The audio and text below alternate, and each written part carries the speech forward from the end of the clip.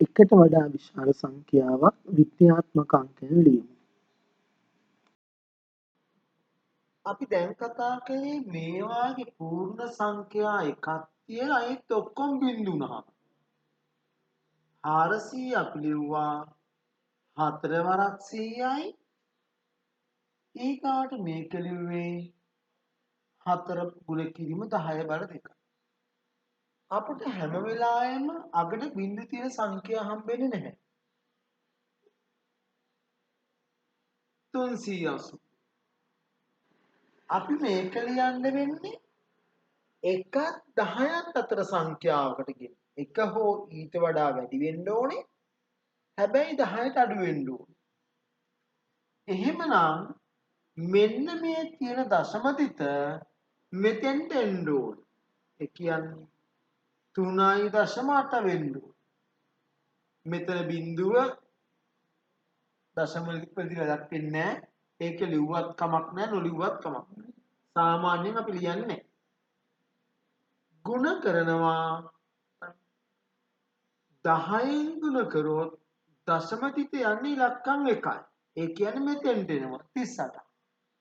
එහෙනම් ආයෙත් 10න් ගුණ කරනවා. ඒ කියන්නේ 100. 100න් ගුණ කරපුවාම දශම ස්ථාන දෙක යනවා. එතකොට 3.8 ගුණ කිරීම 10 බල 2යි.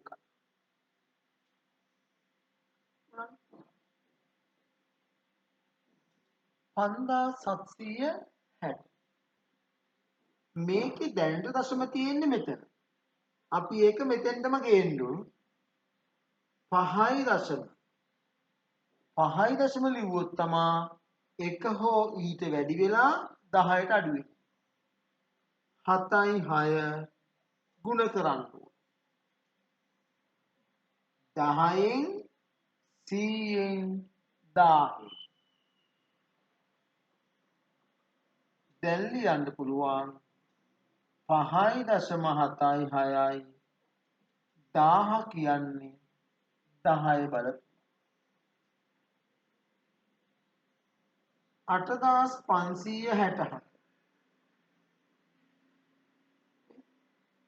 8 පූර්ණ සංඛ්‍යා එකක් ඉතිරි වෙයි. ඒත් ඔක්කොම දශම වෙන්න.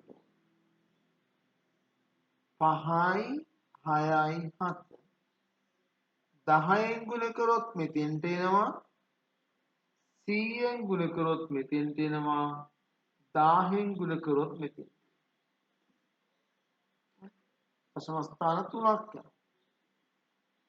ඒතර පිළිතුර 8.5යි 6යි 7 10 බල 3.